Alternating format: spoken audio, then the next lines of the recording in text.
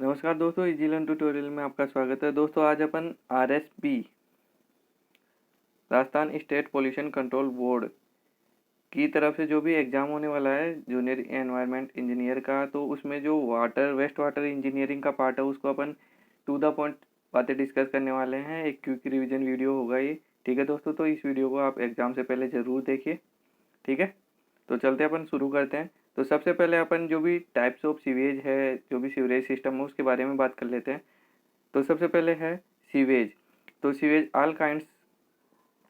all kinds of liquid waste produced by community include domestic waste, storm waste, industrial waste। तो इसमें सारा waste के type आ गए, तो उनको जो सब मिला के जो वेस्ट बनेगा उसको सीवेज बोलते हैं। ठीक है, नेक्स्ट बात करते हैं स्लज। तो स्लज क्या होता है? The waste water from bathroom.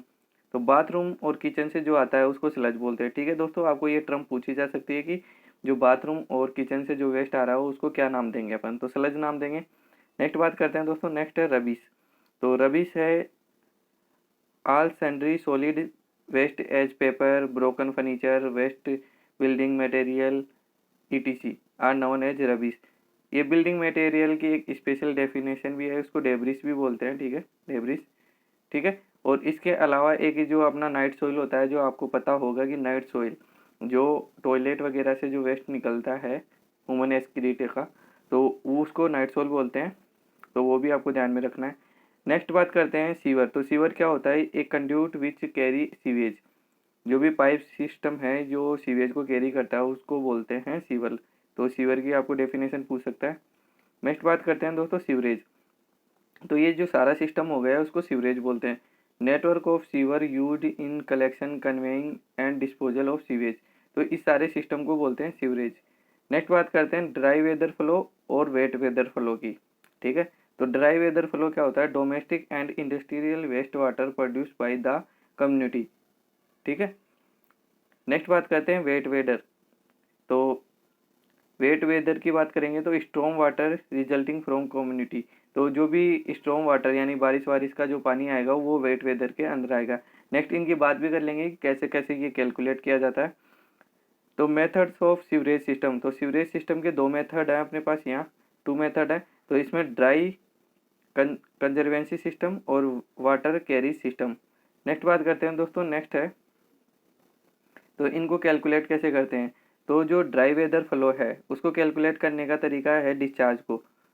तो पॉपुलेशन और पर कैपिटा जो भी वाटर सप्लाई है उसको, और ये जो फैक्टर ऑफ ये मल्टीप्लाई फैक्टर है और इसकी वैल्यू 0.7 से 0.8 होती है। ठीक है, नेक्स्ट वेट वेदर फ्लो की बात करें तो ये फॉर्मूला यहाँ डिस्चार्ज का निकल के आना है। डायरेक्ट आपको फॉर्मूला याद रखना है, ए आई आर। ठीक है, ए आई आर बटा 360 एरिया इंटेंसिटी। ठीक है, और 70 से 80% of water, 7 to 80% of water supply to community become waste water and reach sewer as sewage.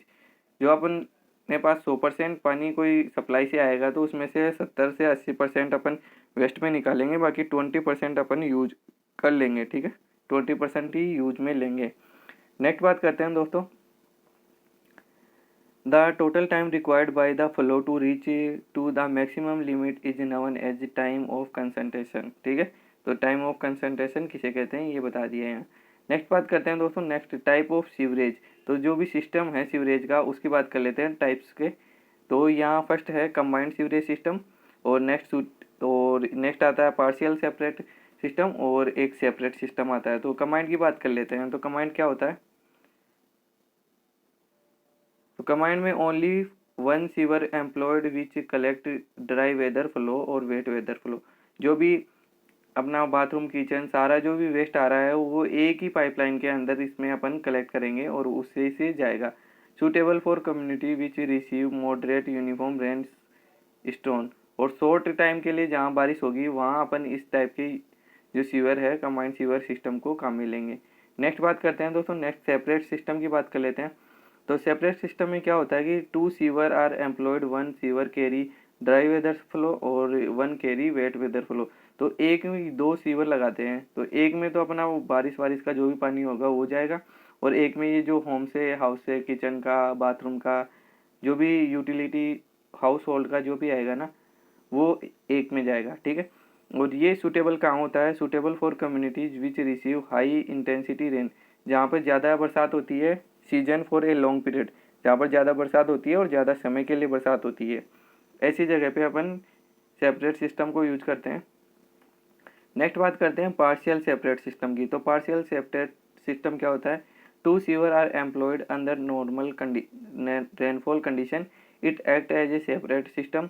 During heavy rainfall period it act as a combined system. ठीक है, आपको समझ में आ गया होगा। हैवी रेनफॉल की बात करेगा तो ये कंबाइंड की तरह बिहेव करेगा, दोनों में से कोई से में भी ड्राई और वेट दोनों फॉलो करेगा। ठीक है, नेक्स्ट बात करते हैं इसकी। ये सूटेबल कहाँ होता है? Suitable area where receive moderate intense rainfall with occasional heavy rainfall. ठीक है, कभी कभी ज़्यादा तेज बरसात होगी। नेक्स्ट बात करते हैं तो सीवेज की जो कैरेक्टरिस्टिक है उनके बारे में। तो सीवेज में सबसे पहले 99.9% वाटर होता है और 0.01% सॉलिड होते हैं। आपको ये बात ध्यान में रखनी है, एग्जाम में पूछा जा सकता है कि कितने परसेंट सॉलिड होते हैं सीवेज के अंदर। ठीक है, तो 99.9% तक तो अपने यहाँ वाटर होता है और बाकी 1% तक इसमें सॉलिड होते हैं। नेक्स्ट बात करते हैं डिकम्पोजिशन। तो डिकम्पोजिशन क्या होता है? ऑक्सीडेशन प्लस रिडक्शन, दोनों रिएक्शन एक साथ चलती रहती है, इसको डिकम्पोजिशन बोलते हैं। ऑक्सीडेशन क्या होता है? Aerobic decomposition. तो एरोबिक क्या होता है? जो प्रजेंस होगा ऑक्सीजन की प्रजेंस में जो भी रिएक्शन होगी उसको एरोबिक बोलेंगे। और एनारोबिक डिकम्पोजिशन को क्या बोलेंगे? जब ऑक्सीजन प्रजेंट नहीं होगी, O2 प्रजेंट नहीं होगी, O2 की एब्सेंस में जो भी काम होगा उसको एनारोबिक। ठीक है, और एनारोबिक को रिडक्शन अभिक्रियाएं बोलती हैं। ठीक है, नेक्स्ट बात करते हैं दोस्तों। नेक्स्ट है अपना फिजिकल कैरेक्टरिस्टिक के अंदर आ जाते हैं। तो फिजिकल चीज़ें वो होती हैं जिनको अपन अपने बॉडी पार्ट से या जो भी देख सकते हैं, छू सकते हैं, महसूस कर सकते हैं, अपने बॉडी से पता कर सकते हैं डायरेक्टली बिना किसी इंस्ट्रूमेंट के। तो ये होती है फिजिकल कैरेक्टरिस्टिक। तो फिजिकल के अंदर सबसे पहले आता है कलर। तो कलर की बात करें तो फ्रेश सीवेज का जो कलर होगा वो येलो टू लाइट कलर होगा, येलो कलर होगा फ्रेश सीवेज का। नेक्स्ट बात करते हैं कि जब सेप्टिक सीवेज हो जाएगा, कुछ टाइम हो जाएगा, तो dark brown to black colour का ये सीवेज हो जाता है। नेक्स्ट बात करते हैं ऑर्डर। तो सीवेज में ऑर्डर कैसे आती है, गंध कैसे आती है?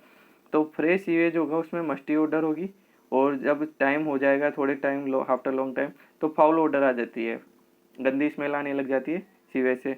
ठीक है, नेक्स्ट बात करते हैं दोस्तों टर्बिडिटी।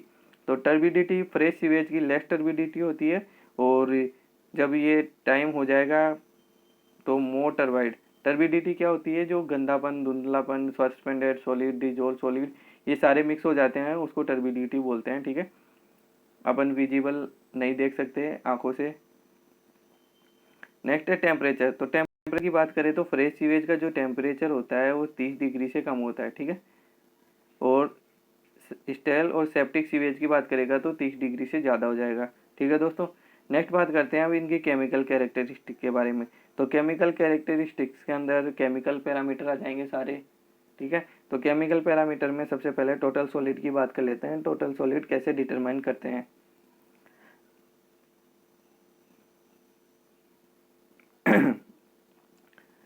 तो total solid determine by the evaporating a non volume of sewage. तो कोई भी सीवेज का सैंपल है उसको ले लिया और उसको अपन हीट दे रहे हैं। हीट देंगे ना तो जब वो वाटर वाटर उड़ जाएगा और उसके अंदर जो भी सॉलिड्स होंगे ना वो बच जाएंगे। ठीक है, तो जो बचा हुआ रेसिड्यू है उसको अपन वेग कर लेंगे, तोल लेंगे उसको। The mass of residue divided by the volume of sample will represent total solid in mg per litre. ठीक है, तो ये पता चल रहा है आपको कि कैसे निकालेंगे। और सेटलेबल सॉलिड की बात करेंगे तो ये कैसे डिटरमाइन करेंगे? It can be determined by the Imhoff cone. तो इमहोफकॉन को अपन सेटलेबल सॉलिड को मेजर करने के काम में लेते हैं। Next organic matter, inorganic matter, dissolve oxygen, ये सारे केमिकल पैरामीटर के अंदर आते हैं। तो to know the extent of population of sewage. ठीक है, तो minimum dissolve oxygen in river stream, तो 4 mg पर लीटर आवश्यक है रिवर के अंदर एक्वेटिक लाइफ के लिए भी। ठीक है, नेक्स्ट बात करते हैं saturation of dissolve oxygen and 20 degree Celsius पे 9.2 mg पर लीटर या ppm। ठीक है, ये 20 डिग्री सेल्सियस पे इतना होता है। इसके अलावा मैं आपको और बता देता हूँ कि टेम्परेचर के साथ इसकी अलग अलग वैल्यू है। तो ये 20 डिग्री पे 9.2 है। 30 डिग्री की बात करेंगे तो अपन 30 डिग्री पे इसकी वैल्यू 6 हो जाती है, 7.6। और नेक्स्ट बात करते हैं तो 30 से ऊपर चला जाता है या जीरो जीरो डिग्री, तो 0 डिग्री पे इसकी वैल्यू हो जाती है 14.6 mg/लीटर। ठीक है, तो आपको ये भी ध्यान में रखना है। Next, determined by the Winkler's method. तो ऑक्सीजन जो डिजोल्व ऑक्सीजन मेजर किससे करेंगे, विंकलर्स मेथड से। तो आपको एग्जाम में पूछा जा सकता है कि ऑक्सीजन डिजोल्व ऑक्सीजन मेजर करने के लिए कौन सा टेस्ट यूज में लिया जाता है, तो विंकलर्स मेथड काम में लिया जाता है। नेक्स्ट बात करते हैं दोस्तों, नेक्स्ट है अपने पास बायोकेमिकल ऑक्सीजन डिमांड, बीओडी की बात कर लेते हैं। तो BOD is defined as the amount of oxygen demanded by the microorganism to decompose biodegradably organic matter present in wastewater under aerobic condition। तो सारी जो भी अभिक्रियाएं होंगी एरोबिक कंडीशन में होगी, ऑक्सीजन की प्रेजेंस में जो भी माइक्रो ऑर्गेनिज्म है, ऑर्गेनिक मैटर है जो डिकम्पोज हो सकता है, बायोडिग्रेडेबल हो सकता है, उसको कितनी ऑक्सीजन अपने चाहिए, उसी को अपन BOD बोलते हैं।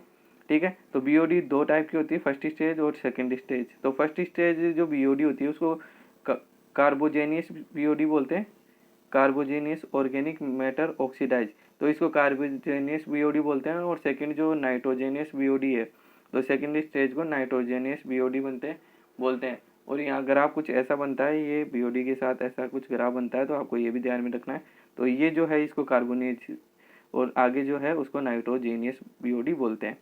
नेक्स्ट बात करते हैं, तो BOD जो टेस्ट है स्टैंडर्ड ये 20 डिग्री सेल्सियस और 5 दिन के लिए किया जाता है। तो ये इंपॉर्टेंट, बहुत ज़्यादा इंपॉर्टेंट पॉइंट है अपने लिए। नेक्स्ट बात करते हैं दोस्तों पॉपुलेशन इक्विवेलेंट। तो पॉपुलेशन इक्विवेलेंट क्या होता है, total BOD per capita BOD। ठीक है, ये पॉपुलेशन इक्विवेलेंट होता है। नेक्स्ट बात करते हैं दोस्तों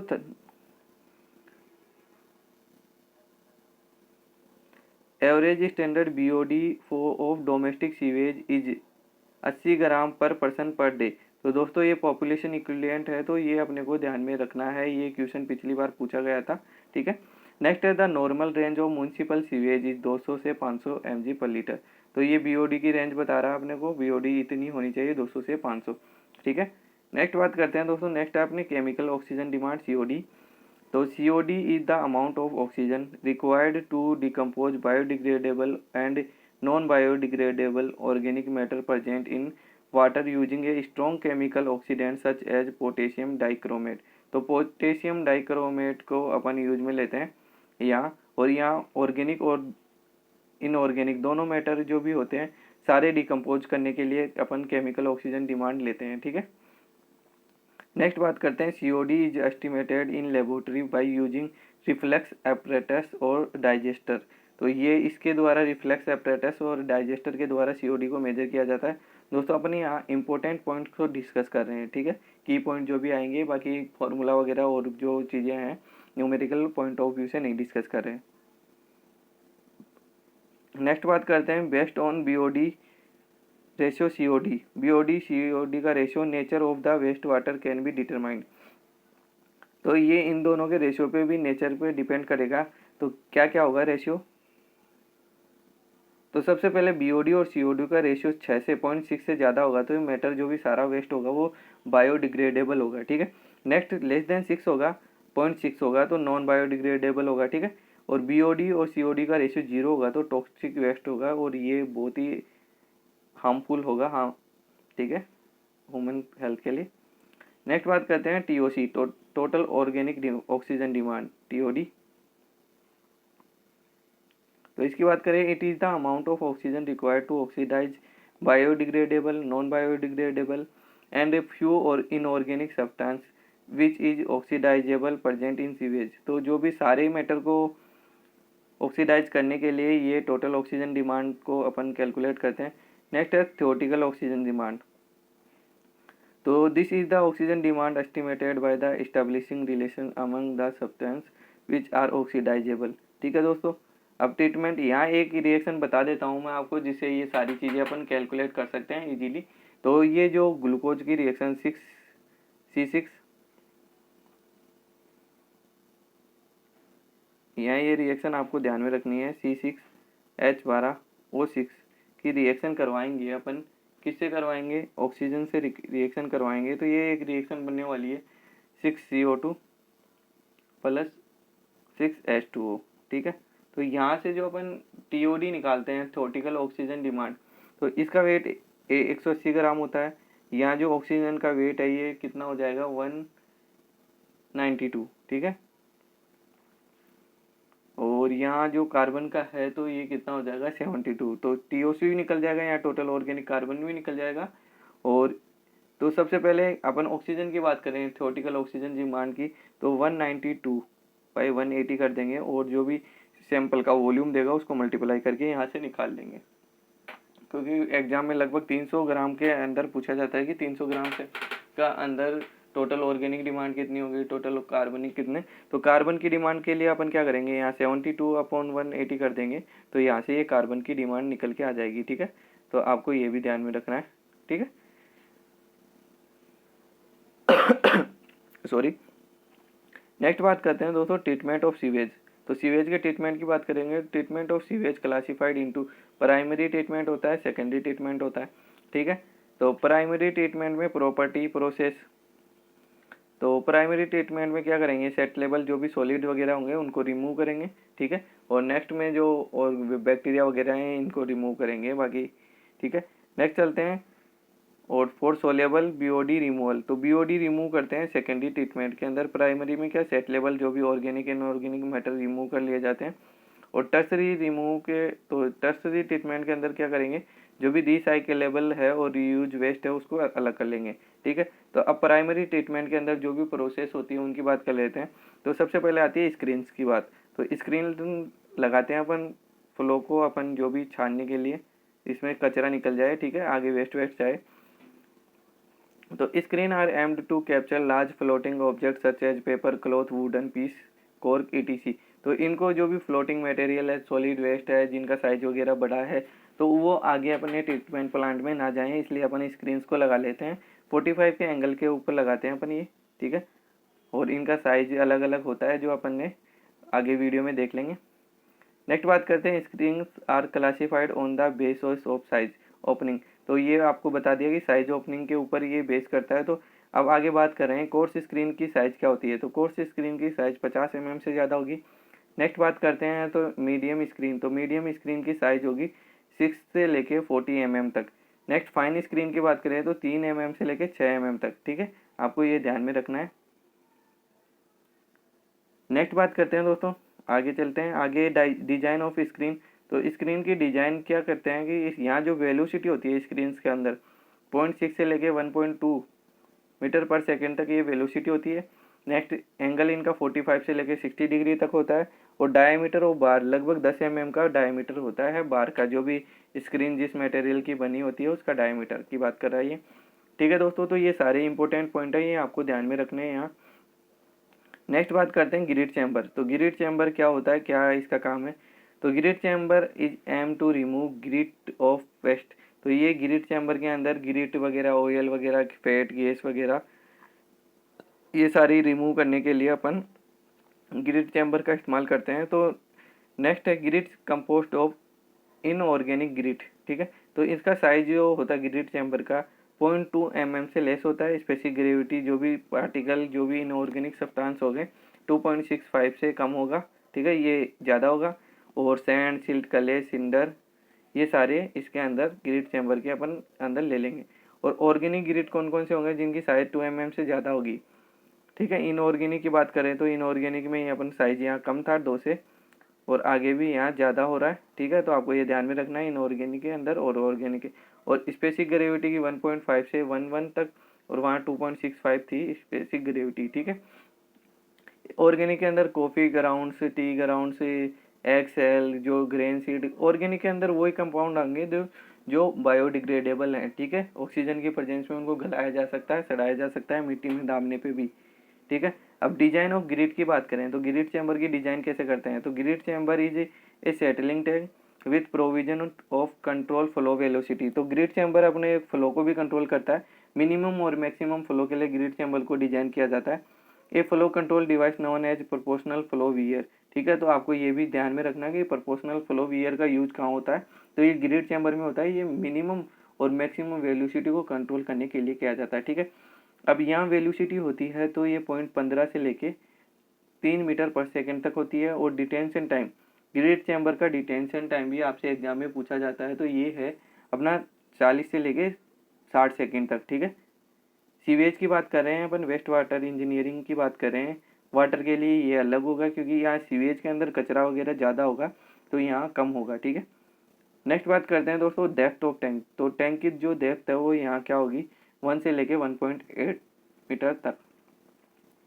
नेक्स्ट बात करते हैं दोस्तों स्किमिंग टैंक। तो स्किमिंग टैंक के अंदर अपन ऑयल ग्रीस वगैरह इनको रिमूव करने के लिए काम में लेते हैं। तो skimming tanks are aim to remove oil and greases granular from waste water, ठीक है। Oil and grease removed by the flotation, ठीक है। नेक्स्ट है लिक्विड राइज वेलोसिटी। तो यहाँ वेलोसिटी कितनी होती है, 0.25 मीटर पर सेकंड। और डिटेंशन टाइम 3 से लेके 5 मिनट तक होता है। किसका होता है ये, स्किमिंग टैंक का, ठीक है। तो आपको ये ध्यान में रखना है। नेक्स्ट है प्राइमरी क्लियरिफायर और सेकेंडरी क्लियरिफायर के बाद में आगे बताएंगे लास्ट में। तो प्राइमरी क्लियरिफायर क्या होता है, तो प्राइमरी सेडिमेंटेशन टैंक। तो प्राइमरी क्लियरिफायर और प्राइमरी सेडिमेंटेशन टैंक। तो primary clarifier is aim to capture settleable organic solid present in waste water. तो वेस्ट वाटर के अंदर जो भी ऑर्गेनिक सॉलिड है जो इनको सेटल करवा लिया जाता है ड्यू टू ग्रेविटी के से। नेक्स्ट बात करते हैं 70 से 80% biodegradable organic solid are remove. तो इसके अंदर 70 से 80 ये रिमूव कर लिया जाता है। 20 से 30% बीओडी रिमूव कर ली जाती है। सरफेस लोडिंग रेट 30 से लेके 50 मीटर क्यूब पर डे पर मीटर स्क्वायर होता है, ठीक है। डिटेंशन टाइम 1.5 से लेके 2 घंटे तक होता है। प्राइमरी सेटलिंग टैंक की बात हो रही है।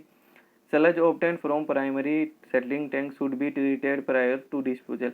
और इसको डिस्पोजल भी करने से पहले इसको ट्रीट कर लिया जाता है, ठीक है। अब स्लज का ट्रीटमेंट कैसे करेंगे ये भी देख लेते हैं यहाँ। तो sludge treatment is aim to achieve volume reduction, strength reduction. तो बेसिकली ये बात करा कि स्लज थिकनिंग जिसकी बात करते हैं, ये पिछली बार क्वेश्चन भी आया था, स्लज थिकनिंग की बात कराइए। Volume and strength reduction of sludge are achieved by, ठीक है, स्लज का ट्रीटमेंट करने से। तो sludge thickening by concentration the sludge by expansion of water, ठीक है, एक्सपल्सन ऑफ वाटर, वाटर को निकाल लिया जाता है, मतलब मॉइस्चर कंटेंट को रिड्यूस कर रहे हैं, वही बात आ रही है यहाँ। नेक्स्ट है sludge digestion by anaerobic decomposition to reduce strength. Next बात करते हैं sludge conditioning to improve drainability of sludge, ठीक है, कंडीशनिंग की। तो कंडीशनिंग की बात करेंगे तो ड्रेनेबिलिटी परमेबिलिटी की बात आ जाएगी, ठीक है। नेक्स्ट बात करते हैं स्लज डाइजेस्टर। तो ये क्या होते हैं, क्या काम आते हैं, कैसे होते हैं, ये देख लेते हैं। तो sludge are anaerobically digest by using a reactor known as sludge digester. ये डाइजेस्टर मिला दिया जाता है स्लज के अंदर और तो उससे वॉल्यूम वगैरह रिड्यूस कर दिया जाता है। तो डायमीटर ऑफ टैंक 3 से लेके 60 मीटर, हाइट ऑफ टैंक 6 से लेके 12 मीटर तक। Digestion period depend upon the type of micro organism. जो भी ऑर्गेनिज्म डाइजेस्टर डाला जा रहा है स्लज के अंदर उसके ऊपर डिपेंड करेगा इसका डाइजेशन जो पीरियड है।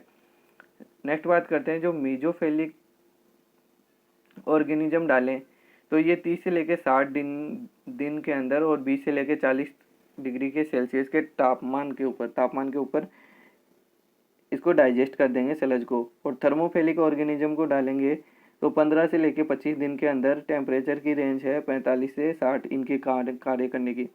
नेक्स्ट बात करते हैं गैस कौन कौन सी प्रोड्यूस होती है स्लज को डाइजेस्ट करते हैं। तो 70% मीथेन होती है और 30% कार्बन डाइऑक्साइड, ठीक है। तो आपको ये भी ध्यान में रखना है। नेक्स्ट बात करते हैं दोस्तों कैलोरीफिक वैल्यू और एनर्जी कितनी जनरेट होती है। तो 5200 से लेके 5800 किलो कैलोरी पर मीटर क्यूब ऑफ मेथेन, ठीक है, ये इतनी एनर्जी जनरेट होती है। नेक्स्ट बात करते हैं digested sludge are dewatered and dried by using solar drying beds known as sludge drying bed. तो आपको ये भी ध्यान में रखना कि स्लज ड्राइंग बेड क्या होते हैं। तो ये डीवाटरिंग करते हैं dried by the using solar radiation, solar drawing के द्वारा स्लज को ड्राई किया जाता है, ठीक है। नेक्स्ट बात करते हैं इल्ट्रेशन। तो इल्ट्रेशन क्या होता है, washing of the sludge before dewatering by mechanical dryer, ठीक है, ये होता है इल्ट्रेशन। तो स्लज को वॉश कर रहे हैं। तो दोस्तों ये एग्जाम में पूछा जा सकता है इल्ट्रेशन के बारे में। नेक्स्ट बात करते हैं दोस्तों सेकेंडरी ट्रीटमेंट। तो सेकेंडरी में बायोलॉजिकल जो भी ट्रीटमेंट होगा वो सेकेंडरी ट्रीटमेंट के अंदर आएगा। तो यूनिट बेस्ड ऑन एनारोबिक, जो भी एरोबिक ट्रीटमेंट है मतलब ऑक्सीजन की प्रेजेंस में जो भी ट्रीटमेंट होगा उनकी बात कर लेते हैं। तो ऑक्सीजन की प्रेजेंस में टिकलिंग फिल्टर काम करेगा, एक्टिवेटेड सलज प्रोसेस काम करेगी, ऑक्सीडेशन पॉन्ड। तो ये सारे 3 जो ट्रीटमेंट यूनिट हैं इनके अंदर ऑक्सीजन प्रेजेंट होगी। नेक्स्ट बात करते हैं जो बिना ऑक्सीजन की प्रेजेंस में, यानी कि एनारोबिक कंडीशन में कौन कौन से, septic tank, Imhoff tank, UASB reactor. तो ये सारे एनारोबिक हैं, ठीक है। यहाँ ऑक्सीजन की नीड नहीं होती है इनको काम करने के लिए, ठीक है। तो आपको ये ध्यान में रखना है। नेक्स्ट है aerobic treatment of waste water. तो एरोबिक में जो काम कर रहे थे वो कैसे कैसे काम करते हैं। In suspended culture system biomass is and suspension in liquid containing organism organic matter, ठीक है। तो ये एक्टिवेटेड सलज प्रोसेस है जिसमें सस्पेंडेड कंडीशन में रहता है जो भी ऑर्गेनिज्म है वो। नेक्स्ट बात करते हैं दोस्तों अटैच कल्चर। तो अटैच में आ जाता है in attach culture system biomass is attach to medium and sewage containing organic matter is passed through medium. तो trickling filter, rotating biological contractor RBC, ठीक है, और बायो टावर्स, ये सारे अटैच ग्रोथ सिस्टम के उदाहरण हैं। इसके अलावा अपन सस्पेंडेड ग्रोथ के अंदर activated cell process, activated lagoons, ये सारे भी आ जाते हैं, ठीक है। नेक्स्ट बात करते हैं सेप्टिक टैंक। तो सेप्टिक टैंक के बारे में एक बार डिटेल कर लेते हैं क्या क्या होता है, क्या काम आता है। तो septic tanks are use in unsewered area, जहाँ सीवर वगैरह की फैसिलिटी नहीं है वहाँ सेप्टिक टैंक बनाए जाते हैं, जो भी अपना नाइट सॉइल है उसको डिस्पोज करने के लिए। तो septic tanks are best suitable if number of user are less than 300। तो जब 300 से कम आदमी होंगे ना कहीं भी, तो ये सेप्टिक टैंक अपने लिए सूटेबल है। नेक्स्ट बात करते हैं दोस्तों septic tank undertake process anaerobically digestion of solid. आपको पता है कि सेप्टिक टैंक के अंदर एनारोबिक रिएक्शन होगी, क्योंकि जो सेप्टिक टैंक बनता है तो ये चैम्बर्ड बनता है और उसको बाहर से कवर कर दिया जाता है, तो गैस जो ऑक्सीजन के प्रेजेंस का कोई सोर्स नहीं होता वहाँ, ठीक है। नेक्स्ट बात करते हैं the BOD5 of effluent obtained from septic tank is order to 100 to 200 mg per litre या ppm, ठीक है। नेक्स्ट बात करते हैं डिटेंशन पीरियड। तो डिटेंशन पीरियड सेप्टिक टैंक का 24 से 48 घंटे होता है, तो आपको ये ध्यान में रखना है, ठीक है। या इसको 12 से 36 घंटे भी कर सकते हैं। तो 24 से 48 अपने आप अप्रोप्रिएट है, तो आपको ये ध्यान में रखना है। सेप्टिक टैंक का बहुत ज़्यादा इंपॉर्टेंट है, पूछा जा सकता है।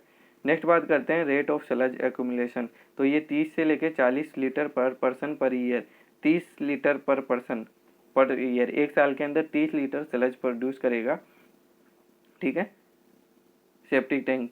नेक्स्ट है इसकी जो साइज वगैरह है इसके बारे में अपन बात कर लेते हैं। तो साइज का जो रेशियो होता है विड्थ रेशियो तो 2 से 3 होता है। डेप्थ जो होगी इसकी डेप्थ की बात कर रहा है तो 1.2 से 1.8 मीटर तक होगी, और जो फ्री बोर्ड होगा 0.3 से लेकर 0.5 मीटर तक होगा। और जो क्लीनिंग पीरियड है तो 6 महीने से 1 साल के बीच में कभी भी खाली कर सकते हैं इसको, ठीक है।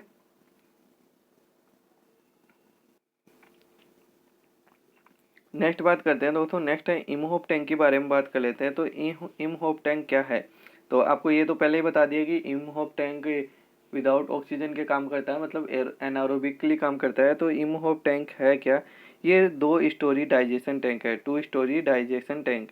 It improvement over septic tank. तो सेप्टिक टैंक का एडवांस वर्जन है ये। If number of user are more than 300। तो सेप्टिक टैंक तो अपन 300 आदमियों के लिए लेते हैं, अब 300 से ज़्यादा हो जाएंगे तो क्या लेंगे, तो इमहोप टैंक लेंगे, ठीक है, इसको प्रेफर करेंगे।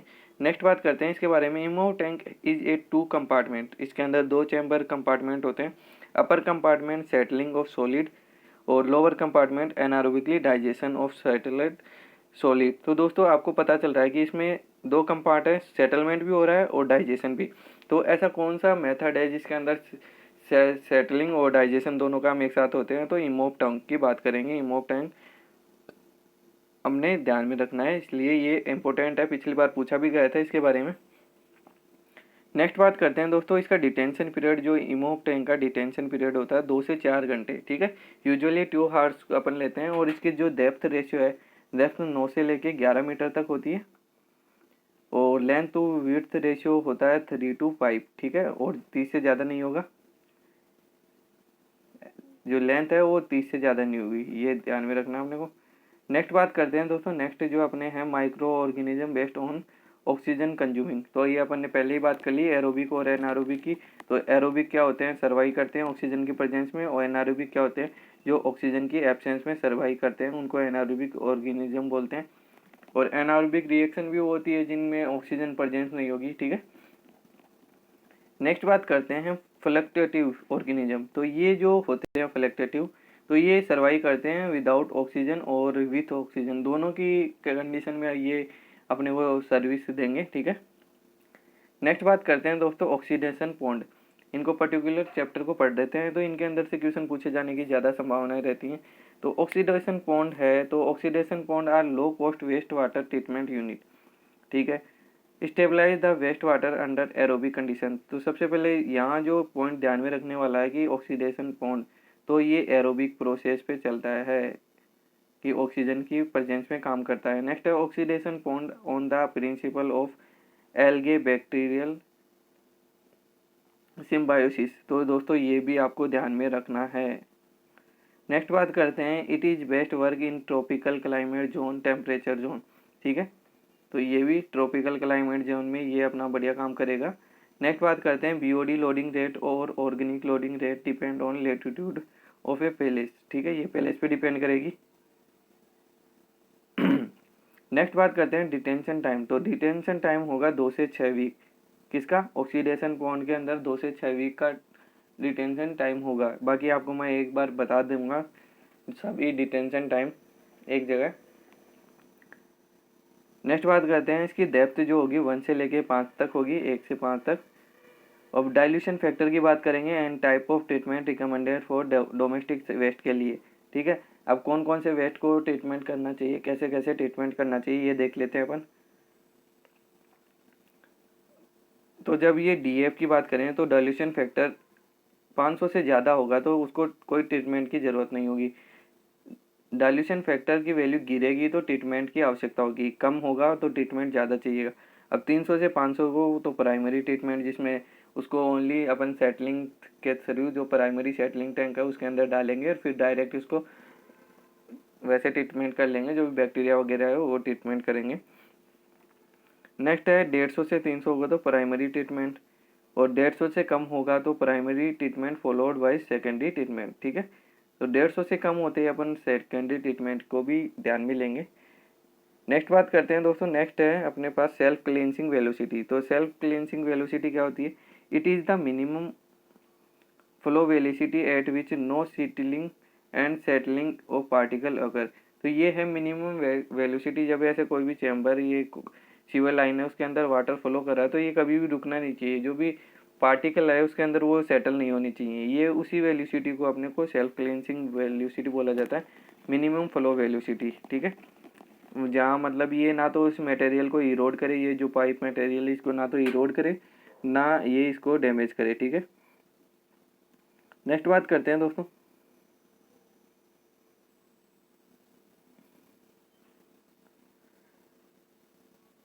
It is the minimum flow velocity at which no silting and settling particle occur, ये तो आपको देख ही लिया।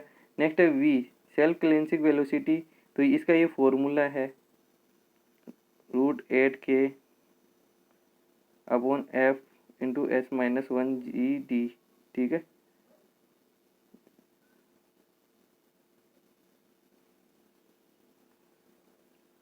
नेक्स्ट बात करते हैं non scoring velocity. Non scoring velocity होती है it is a maximum flow velocity at which they know scoring of sewer. तो इसको यही मतलब है कि जो अपना सीवर लाइन है इसका मटेरियल को इरोड ना करे, ये पानी मटेरियल को बहा कर ले जाता है, तो ये मैक्सिमम वेलोसिटी है जिसपे ये इस मटेरियल को डैमेज नहीं करेगा, ठीक है। नेक्स्ट बात कर लेते हैं दोस्तों अपन यहाँ, जो ये स्कोरिंग वेलोसिटी का फॉर्मूला है ये अपना ये आता है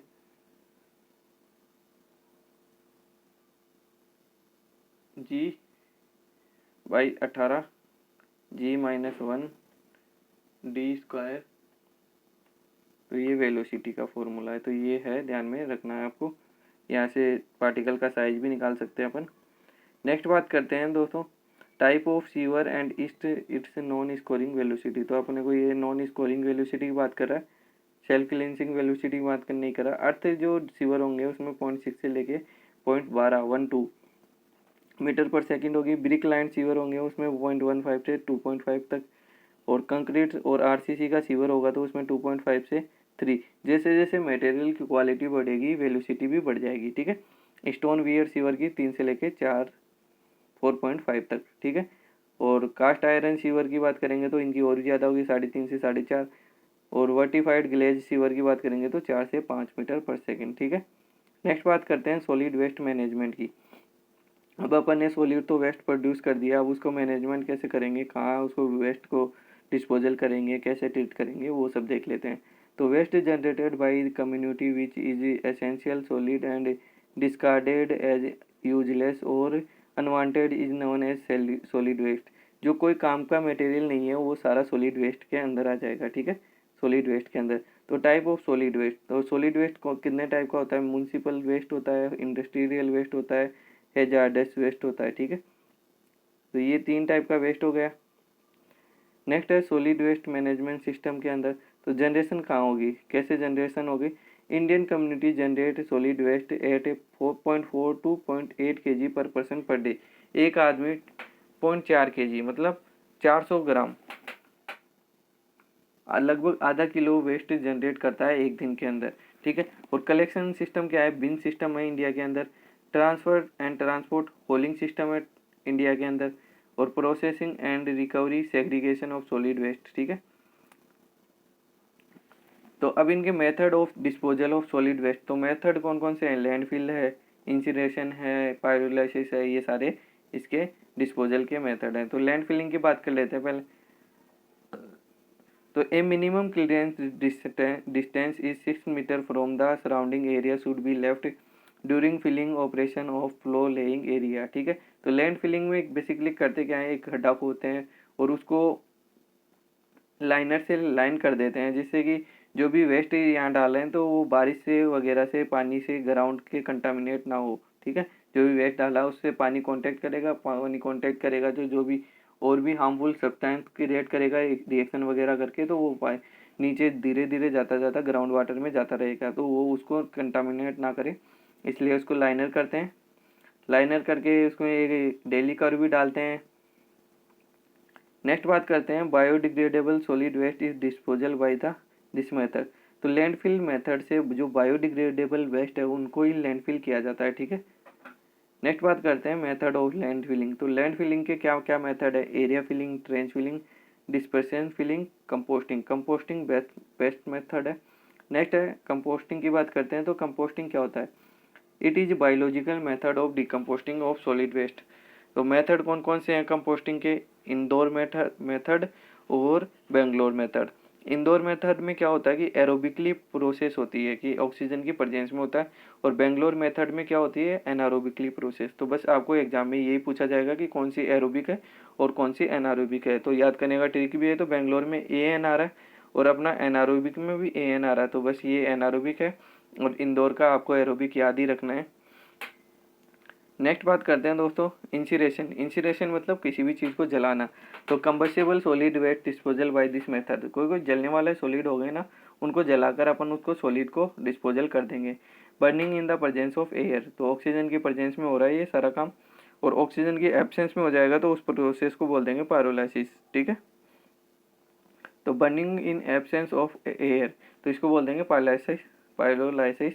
तो plastic and rubber waste disposal by this method, ठीक है। तो आपको ये ध्यान में रखना है प्लास्टिक और रबर किस मेथड से डिस्पोज किए जाते हैं, तो पायरोलाइसिस। एग्जाम के लिए बहुत ही ज़्यादा इंपॉर्टेंट है ये पॉइंट।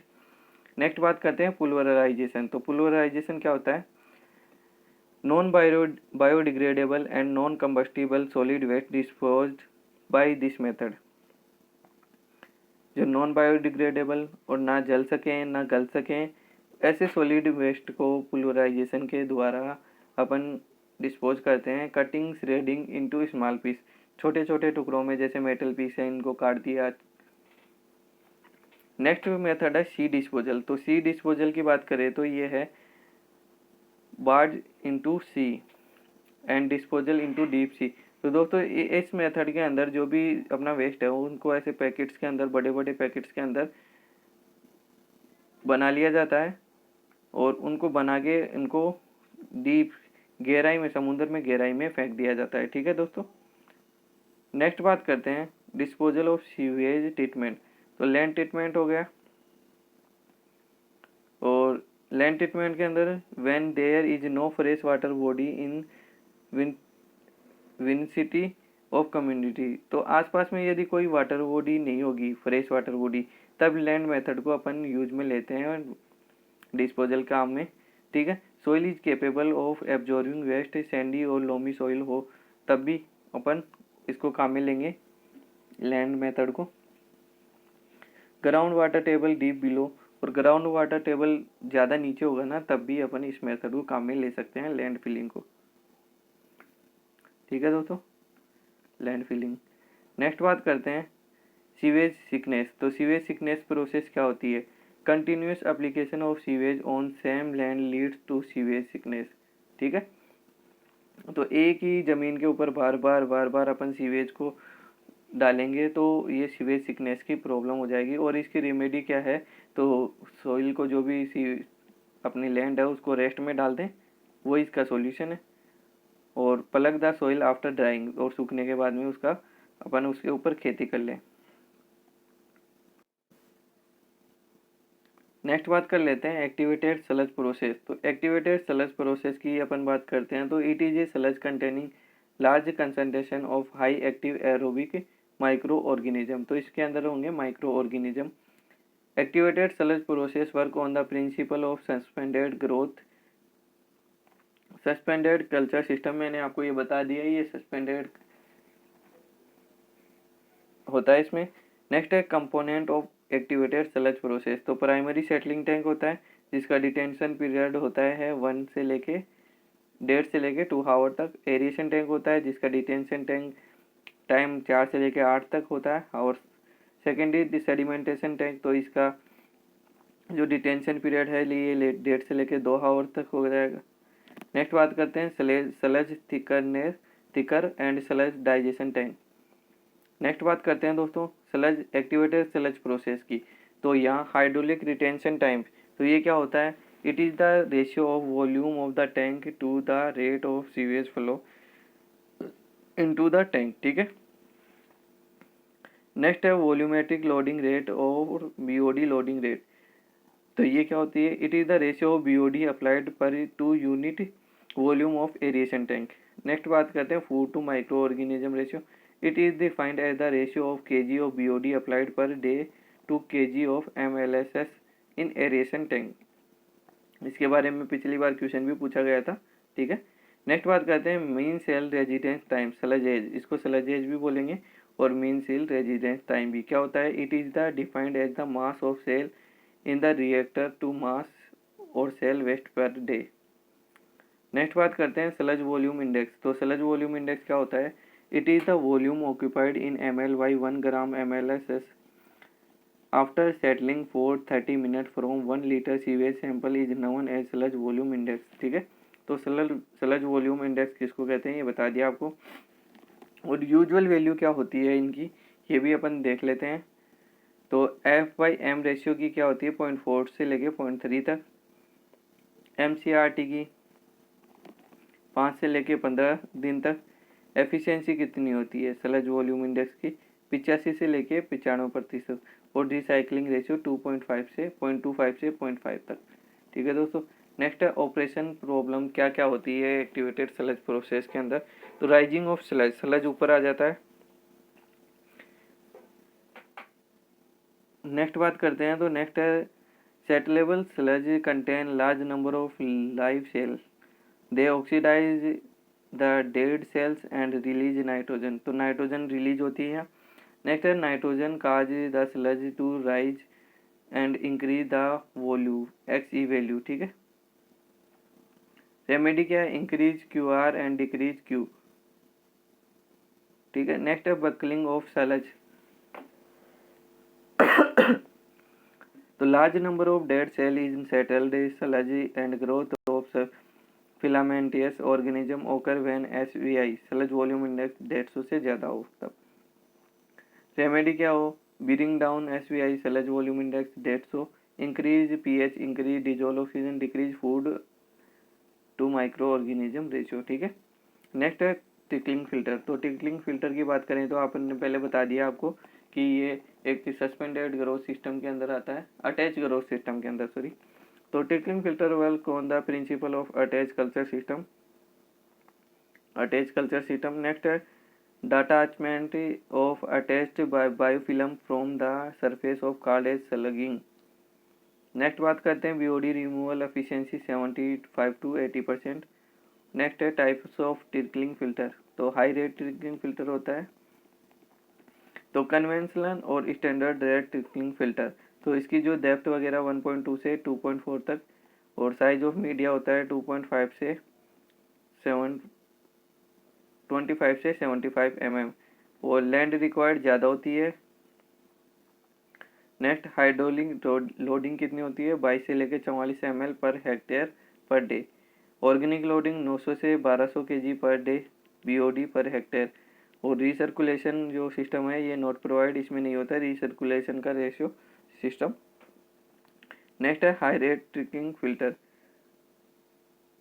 तो हाई रेट ट्रिकलिंग फिल्टर की डेप्थ होती है 1.2 से 1.8, साइज ऑफ मीडिया 25 से 60 होता है, लैंड रिक्वायर्ड होती है जो लेस होती है, हाइड्रोलिक लोडिंग होती है 11 से 110 से 330 ml per hectare per day, ठीक है।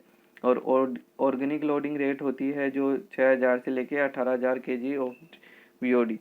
Recirculation system always provide for increase loading. तो लोडिंग को इंक्रीज करने के लिए इसमें प्रोवाइड किया जाता है। नेक्स्ट प्रॉब्लम क्या क्या आ गई इसमें, तो साइकोडा प्रॉब्लम। तो यहाँ ये जो मक्खियाँ वगैरह होगी वो आएंगी। नेक्स्ट है ऑर्डर, जो ऑर्डर बदबू की समस्या होगी इसके अंदर। तो इसके अंदर क्लोरीनेशन किया जाता है इसकी बदबू को रिमूव करने के लिए। नेक्स्ट बात करते हैं पॉन्डिंग प्रॉब्लम। तो ponding filter media gets clog. Filter media जो है जो ब्लॉक हो जाता है। Growth of algae and fungi and, तो फंगी एल्गे इनकी ग्रोथ ज़्यादा हो जाती है, और इसको रिमूव करने के लिए क्लोरीन और कॉपर सल्फेट ऐड की जाती है। तो सीवेज किलिंग, क्लोरीन और कॉपर सल्फेट, ठीक है। तो इनका दोनों का नाम आपको याद रखना है, ये भी एग्जाम में पूछा जाता है आपको। पॉन्डिंग कैन बी अवॉइडेड, ठीक है। तो ये जानवर एल्गे फंगी वगैरह मर जाएगी तो ये सारी प्रॉब्लम नहीं आएगी। नेक्स्ट बात करते हैं सेकेंडरी क्लियरिफायर। तो it is a secondary settling tank. Secondary clarifier follow type fourth type settling. तो फोर टाइप सेटलिंग कौन सी होती है, कंप्रेशन सेटलिंग, ठीक है। Design of secondary clarifier is based on the solid flux rate, ठीक है दोस्तों।